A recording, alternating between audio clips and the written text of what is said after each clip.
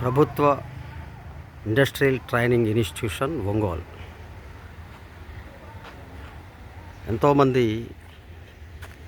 పారిశ్రామిక సాంకేతిక శిక్షణనిచ్చేటువంటి సంస్థ.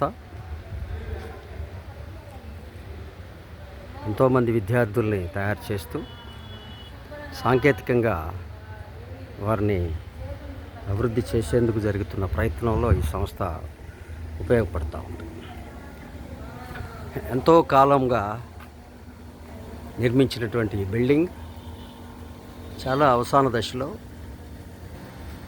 బాగా డెమాలిషన్ దశలో ఉండడాన్ని మనందరం గమనిస్తూ ఉంటాం. ఈ ఐటీఐ అనేది ఒకప్పుడు ఒక ఉన్నతమైన సాంకేతిక విద్యగా ఉండేది. రాను రాను పాలిటెక్నిక్, అలాగే బీటెక్ లాంటి ఇంజనీరింగ్ వ్యవస్థలన్నీ ఇది ఏదో చిన్న స్థాయి కోర్సులాగా ప్రజల్లో ఒక రకమైన అభిప్రాయం ఏర్పడింది. అత్యంత తెలివిలేని విద్యార్థులు, లేకపోతే పేద విద్యార్థులు దీనివైపు వస్తారన్న భావన ఇప్పుడు నేడు నెలకొని ఉంది. ప్రభుత్వం కూడా ఈ బిల్డింగ్లు అయితే నిర్మించారు, కానీ వీటి మరమ్మతుల్ని పట్టించుకోకపోవడం కూడా మనందరం గమనిస్తాం. దూరంగా కనపడుతున్న బిల్డింగ్ కూడా ఇటీవల నిర్మించిందే. అది కొన్ని క్లాసులు నడుస్తున్నట్టుగా మనందరికీ తెలుస్తూ ఉంది.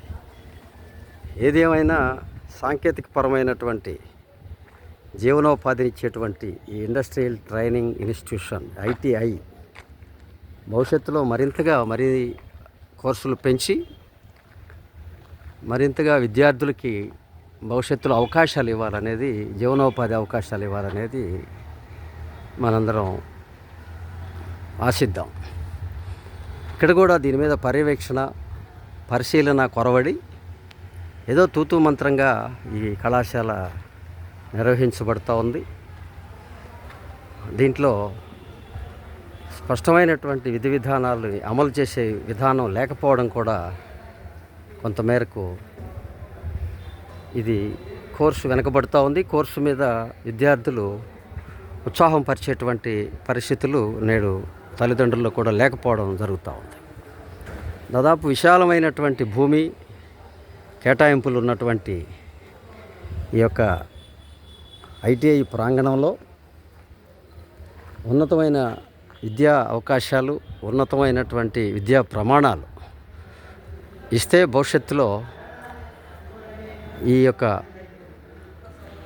శిక్షణ ద్వారా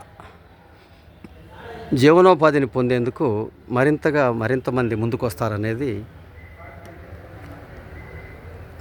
అందరి భావన. ఈ యొక్క కళాశాల ట్రైనింగ్ ఇన్స్టిట్యూషన్ని మరమ్మతులతో పాటు దాన్ని నిర్వహించేటువంటి వ్యవస్థలను కూడా మరమ్మతులు చేసి భవిష్యత్తుకి మంచి కళాశాలగా మంచి విద్యార్థుల్ని, మంచి అవకాశాలని అందించాలని చెప్పి కోరుతూ ఉన్నాం.